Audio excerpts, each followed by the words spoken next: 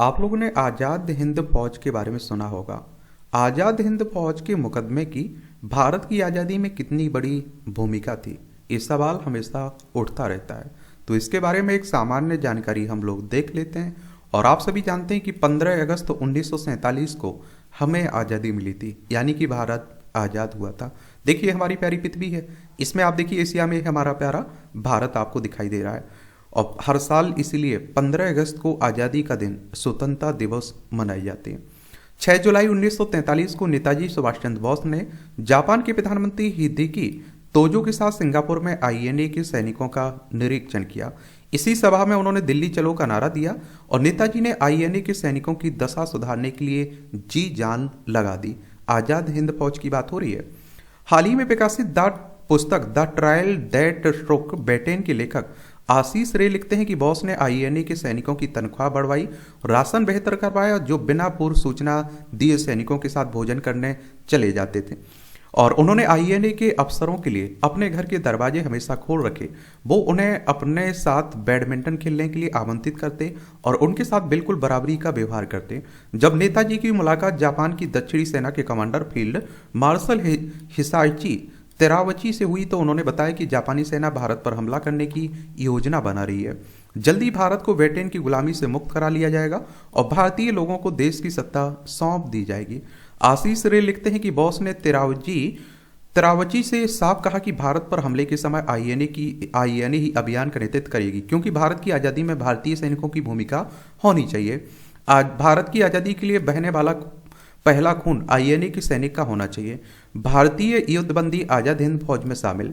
जैसे ही सिंगापुर पर जापानियों का कब्जा हुआ, हथियार डालने वाले 60,000 भारतीय सैनिकों में से 40,000 सैनिक कैप्टन मोहन सिंह के नेतृत्व में फरेर पार्क में जमा हुए। उन्होंने आईएनए में शामिल होकर ब्रिटिश सरकार के खिलाफ लड़ने का फैसला किया। और जो आप देखते हैं कि ये सैनिक लड़ रहे थे ना अंग्रेजों की तरफ से, उसमें आप देखिए भारतीयों को ही शामिल किया गया था। यानी कि कहिए आप लोग कि भारतीयों को गुलाम बना के रखा गया था भारतीयों के द्वारा ही।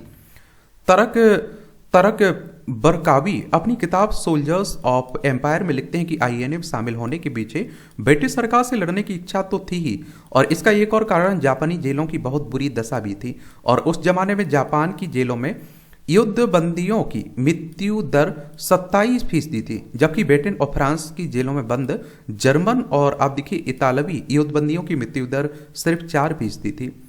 और जॉन कॉनेल ब्रिटिश भारतीय commander in chief general Claude Auchinleck की जीवनी में लिखते हैं कि बॉस के आने के बाद आईएनए के सैनिकों की संख्या बढ़कर 45,000 हो गई थी, और लेकिन इसमें से 18,000 सैनिकों को दक्षिण एशिया के भारतीय समुदायों के लोगों से सीधी भर्ती के तौर पर लिया गया था।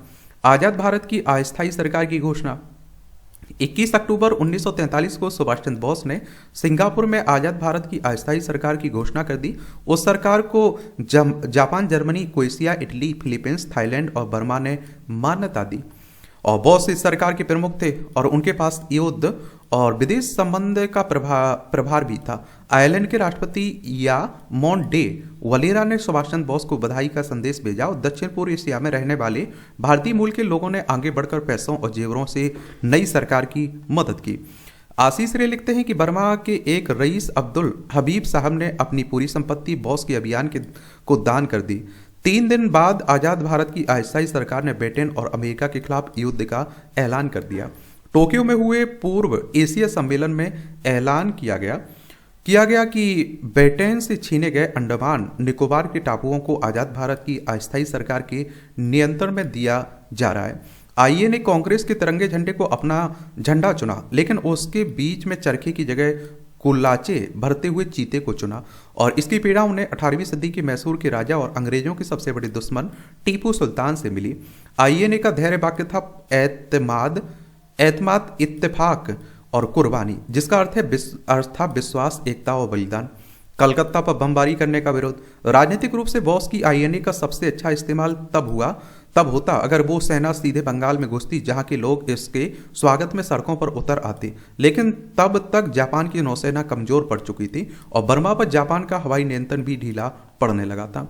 जोएस लेवरा अपनी किताब Indian national army and Japan में लिखते हैं कि सुभाष चंद्र बोस ने उत्तरी बर्मा में जापानी कमांडर जनरल रेन्या मुतागुची को फरवरी 1944 में बताया था, अगर जापानी सेना इम्फाल हमले में सफल हो जाती है और आईएनए के सैनिक असम के मैदानी इलाकों में घुस जाते हैं तो भारतीय लोगों और अंग्रेजों की भारतीय फौज में सैनिकों की प्रतिक्रिया सकारात्मक होगी।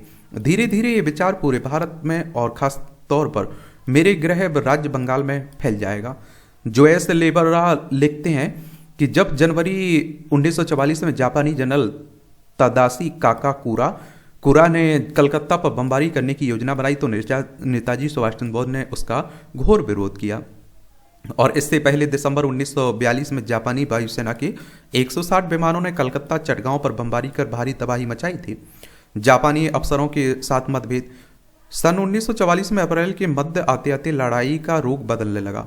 रेमंड केलाहन ने अपनी किताब बर्मा 1942 से 45 में लिखा है कि अमेरिकी संसाधनों की मदद से इम्फाल कोहिमा सेक्टर रूस के स्टेलिनग्राड की तरह हो गया था और इस बीच आईएनए और जापानी सैनिकों के बीच संबंध खराब होने लगे थे। जोएस लेवराल लिखते हैं कि दोनों पक्ष एक दूसरे पर दम्भी होने का आरोप लगाने लगे और जापानी नहीं चाहते थे कि आईएनए की बड़ी टुकड़ी आगे जाए और वो उनको मुश्किल लक्ष्य देने लगे और उनकी पूरी कोशिश थी कि आईएनए के सैनिकों के मनोबल को गिरा दिया जाए। आईएनए की छापामार इकाई अपने रसद के लिए पूरी तरह जापानियों पर निर्भर थी और रसद की आपूर्ति न होने पर वो नागा कबीलों के चावल को जंगल की घास के साथ मिलाकर खाने पर मजबूर हुए। उनके लिए संतोष का एक ही क्षण था कि वो असम में घुसते थे और वो भारत की मिट्टी पर खड़े हुए थे। कोहिमा से वापसी। तो 22 जून 1944 को जापानियों ने आईएनए की शाहनवाज खान को वापस लौटने का आदेश दिया। कोहिमा से इस तरह की वापसी किसी भी सेना के लिए बहुत ही मुश्किल काम था। भारी बारिश की वजह से सारे रास्ते मिट चुके थे। आईएनए के सैनिकों ने नए रास्ते बनाए जो घुटने तक कीचड़ से भरे हुए थे, जिसमें बहुत से सैनिक फंस गए। करीब करीब हर सैनिक दस्त और मलेरिया से पीड़ित था। शाहनवाज खान ने अपनी किताब माई memories of INA and it's Netaji में लिखा है कि लौटते समय मैंने देखा कि हमारे सैनिक उन घोड़ों का मांस खा रहे हैं जो 4 दिन पहले मर चुके थे। सड़क के दोनों तरफ जापानी और भारतीय सैनिकों की सैकड़ों लाशें पड़ी हुई थी। ये वो लोग थे जो थकान, भुखमरी या फिर बीमारी की वजह से मारे गए थे। कुछ लोग जो इस अग्नि परीक्षा को बर्दाश्त नहीं कर पाए थे, उन्होंने आत्महत्या कर ली थी और वो ये किसी कीमत पर नहीं चाहते थे कि वो ब्रिटिश सैनिकों के हत्थे चढ़े। ह्यूग टोए ने अपनी किताब द स्पेगिंग टाइगर में लिखा है कि जब आईएनए के सैनिकों ने इम्फाल के लिए मार्च शुरू किया था तो उनके सैनिकों की संख्या 6000 थी। लौटने वालों की संख्या मात्र 2000 रह गई थी। इस बीच 715 सैनिक बीच में लड़ाई छोड़कर भाग गए थे। 400 लोग लड़ाई में मारे गए और करीब 800 सैनिकों ने आत्मसमर्पण किया। करीब 1500 लोगों की बीमारी और भुखमरी से मौत हुई थी। और लाल किले में देशद्रोह का मुकदमा। 13 मई की रात शाहनवाज खान, जीएस ढिल्लो और आईएनए के 50 सैनिकों ने आत्मसमर्पण कर दिया। आईएनए के सैनिकों को दिल्ली के लाल किले में रखा गया और उन पर देशद्रोह का मुकदमा चलाया गया। जब इनसे पूछताछ पूरी हो गई तो इन सबको नजदीक के सलीमगढ़ किले में भेज दिया गया और 27 अगस्त 1945 की अंग्रेज सरकार ने एक प्रेस रिलीज जारी कर जिसमें कहा गया कि आईएनए के नेताओं और गंभीर अपराध करने वाले लोगों का कोर्ट मार्शल किया जाएगा ताकि पूरे भारत को उनके कारनामों के बारे में पता चल सके। क्या हो सके? पता चल सके। और आप देखेंगे इसमें पीटर फे ने अपनी किताब द फॉरगॉटेन आर्मी में लिखा, दूसरे विश्व युद्ध में जापान की हार के बाद हुई कैबिनेट की बैठक में ब्रिटिश प्रधानमंत्री क्लेमेंट एटली ने बताया कि उनकी सरकार आईएनए के सैनिकों को क्यों माफी देने के पक्ष में नहीं है। उन्होंने कहा कि ब्रिटिश लोगों के लिए बहुत बुरा होगा कि लोगों के बीच ये संदेश जाए कि विद्रोह करना आसान चीज थी और इसके गंभीर नतीजे नहीं होंगे। आम लोगों और कांग्रेस के नेताओं का समर्थन। ये आप देखिए, कांग्रेस एक संगठन था। 1885 में इसकी स्थापना हुई थी। एओ ह्यूम इसके संस्थापक थे और डब्ल्यूसी बनर्जी, भीमराव चंद्र बनर्जी इसके पहले अध्यक्ष थे। दूसरे विश्व युद्ध के बाद सेंसरशिप हटाए जाने का नतीजा ये हुआ था कि भारतीय लोगों ने आईएनए के प्रयासों को छिपाया नहीं जा सकता था। जैसे ही लोगों को इसके बारे में पता चला, लोगों के बीच आईएनए की लोकप्रियता बढ़ती चली गई। आशीष रे लिखते हैं कि अक्टूबर 1945 के बाद जवाहरलाल नेहरू अपनी हर सभा में लोगों से जय हिंद और दिल्ली चलो का नारा लगवाने लगे और इससे पहले आईएनए के बारे में उनकी राय मिली जुली सी थी। उन्होंने अपने मित्र कृष्णा मेनन को लिखा कि आईएनए के लोग बहादुर और योग्य हैं और जिनकी राजनीतिक सोच है। सबसे पहले 3 अफसरों शाहनवाज खान, प्रेम सहगल और गुरुबख्श ढिल्लो पर मुकदमा चलाने का फैसला हुआ। महात्मा गांधी का वायसराय को पत्र। कांग्रेस ने इन लोगों को कानूनी सहायता देने के लिए एक 17 सदस्यीय समिति बनाई। बंबई के मशहूर वकील भोलाभाई देसाई को अदालत में बहस करने के लिए चुना गया। मुकदमा शुरू होने से 6 दिन पहले महात्मा गांधी ने वायसराय के निजी सचिव सर इवान जेंकिस को एक पत्र लिखकर कहा कि मैंने इन लोगों का समर्थन कभी नहीं किया, लेकिन इनकी बहादुरी देशभक्ति की अवहेलना नहीं की जा सकती है। क्या सरकार भारतीय लोगों के एक मत फैसले के खिलाफ जाकर कोई निर्णय ले सकती है? जिन लोगों पर मुकदमा चल रहा है, भारत के लोग उनका सम्मान करते हैं, इसमें कोई संदेह नहीं है कि सरकार के पास अपार शक्ति है, लेकिन अगर वो इस बारे में कोई फैसला करती है तो ये शक्ति का दुरुपयोग होगा। वायसराय ने पल्ला झाड़ा तो मुकदमा शुरू होने के एक दिन बाद वायसराय के दूसरे निजी सचिव जॉर्ज एवेल ने गांधी का पत्र जवाब देते हुए लिखा कि आपका पत्र अखबारों में छपे लेखों पर आधारित है और जिसमें तथ्यों को हमेशा सही ढंग से पेश नहीं किया जाता। महामहिम इस विषय पर अपने विचार इसलिए नहीं रख सकते क्योंकि मामला अदालत के विचाराधीन है। इस मुकदमे में बेंच में 7 लोगों को रखा गया था। ये सब सैनिक अधिकारी थे। मेजर जनरल एलन ब्लैक्सलैंड को इसका प्रमुख बनाया गया था। मुकदमा शुरू होने से 2 दिन पहले जवाहरलाल नेहरू लॉर्ड बोबेल से मिलने गए और हिंदुस्तान टाइम्स ने लिखा कि वायसराय इस बात से थोड़ा असहज हुए कि वो कांग्रेस नेता जो आईएनए की वकालत कर रहे हैं अगले अप्रैल में राष्ट्रीय सरकार बनाएंगे और सत्ता संभालने के बाद उनका पहला काम कोर्ट मार्शल की प्रक्रिया को समाप्त करना होगा। तब तक अगर उन्हें सजा सुना दी गई तो वो उनकी रिहाई का आदेश दे देंगे। जिन्ना की भूमिका। इस बीच इस पूरे मामले में नाटकीय मोड़ तब आया जब मोहम्मद अली जिन्ना ने इस मामले में पढ़ने की कोशिश की और दुर्गादास अपनी किताब India from Curzon to Nehru and of after में लिखते हैं कि जिन्ना ने शहनवाज खान को संदेश भिजवाया कि अगर वो अपने आप को दूसरे आरोपियों से अलग कर ले तो उनकी वकालत करने के लिए तैयार हैं। शहनवाज ने इस प्रस्ताव को ठुकराते हुए कहा कि हम लोग आज़ादी की लड़ाई में कंधे से कंधा मिलाकर खड़े रहे। इस लड़ाई में हमारे बहुत से साथियों ने जान दी। हम या तो साथ खड़े रहेंगे या साथ मरेंगे। ये मुकदमा 15 नवंबर को लाल किले की दूसरी मंजिल के एक बड़े कमरे में शुरू हुआ।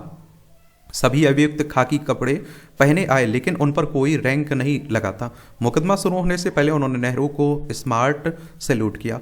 पंडित नेहरू ने 25 साल बाद बैरिस्टर का ग्राउंड पहना। पहले दिन मुकदमे की कार्रवाई 5.5 घंटे चली। उस दौरान अभियोजन पक्ष ने 3 अफसरों कैप्टन शहनवाज खान, प्रेम सहगल और लेफ्टिनेंट ढिल्लो के खिलाफ ब्रिटिश सम्राट के खिलाफ युद्ध करने का आरोप लगाया। तीनों आईएनए अफसरों ने आरोपों का जोरदार खंडन किया। सजा सुनाकर माफी दी गई। या आप देखिए 31 सितंबर 1945 को जजों ने तीनों अभियुक्तों को ब्रिटिश सम्राट के खिलाफ युद्ध करने का दोषी पाया। इन सबको आजीवन कारावास की सजा सुनाई गई। लेकिन 3 जनवरी 1946 को कमांडर इन चीफ ओचैन लेक ने इस सब की सजा माफ कर दी। पीटर के फे अपनी किताब द फॉरगॉटेन आर्मी में लिखते हैं कि एक अंग्रेज अफसर ने खान, सहगल और ढिल्लो को बुलाकर उन्हें सरकार के फैसले की जानकारी दी। वो सभी ये सुनकर अवाक खड़े रह गए और आईएनए के अफसरों ने पूछा हमें क्या करना होगा। अफसर ने जवाब दिया कि आप सभी जा सकते हैं। सबने पूछा कहाँ। अफसर ने कहा अगर दिल्ली में आपके रिश्तेदार हैं तो आप वहाँ चले जाइए, वरना हम लाहौर जाने के लिए आपकी ट्रेन की बुकिंग करा देंगे। उसी शाम तीनों को लाल किले की जेल से रिहा कर दिया गया और इन सबको कांग्रेस नेता असफ अली के घर ले जाया गया और एक दिन बाद इन तीनों ने अपने सम्मान में आयोजित एक रैली को संबोधित भी किया। शहनवाज खान ने कहा कि हम अपनी रिहाई के लिए अपने विदेशवासियों का शुक्रिया अदा करने आए हैं और पहली बार ब्रिटिश सरकार की ताकत ने भारत के लोगों की इच्छा के सामने सिर झुकाया और हमारी इस बात को मान्यता मिली कि देशवासियों को अपनी आज़ादी की लड़ाई लड़ने का हक है। समर्थन में देशव्यापी प्रदर्शन भी हुए। आशीष रे लिखते हैं कि अंग्रेजों का भारतीय सेना के 3 अधिकारियों का कोर्ट मार्शल करने का फैसला एक बहुत बड़ी भूल साबित हुआ। एक मुसलमान, एक हिंदू और एक सिख एक तरह से भारत के 3 बड़े समुदायों का प्रतिनिधित्व करते थे और इनके मुकदमे ने थोड़े समय के लिए ही लेकिन इन तीनों समुदायों को जोड़ने का काम किया। अंग्रेजों के खिलाफ उठी चिंगारी एक बड़ी आग बन गई। पूरे देश में प्रदर्शनकारी धरने पर बैठ गए। उनके हाथ में बैनर थे, आईएनए के देशभक्तों को बचाओ। इलाहाबाद, बमरौली और कानपुर के वायु सैनिकों ने आईएनए के डिफेंस फंड में चंदा दिया। इन तीनों के सम्मान में उस साल लाहौर में दीपावली नहीं मनाई गई।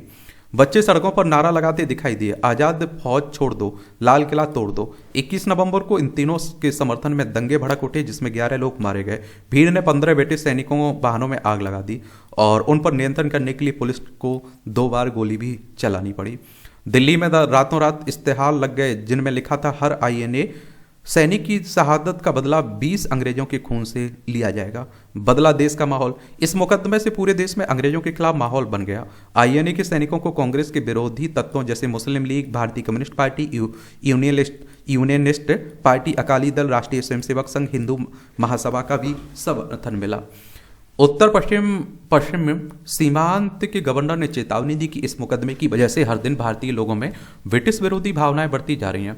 बिपिन चंद्रा अपनी किताब इंडिया स्ट्रगल फॉर इंडिपेंडेंस में लिखते हैं कि आशा के विपरीत आईएनए के लोगों को भारतीय सेना का भी समर्थन मिल रहा था।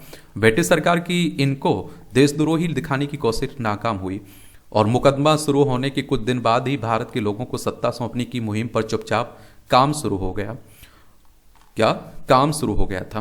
और इसका पहला संकेत तब मिला जब ब्रिटिश प्रधानमंत्री क्लेमेंट एटली ने ऐलान किया कि मैं उम्मीद करता हूं कि भारत के लोग ब्रिटिश राष्ट्रमंडल में रहना पसंद करेंगे, लेकिन अगर वो आज़ाद रहना चाहेंगे तो उनको ये फैसला लेने का हक है।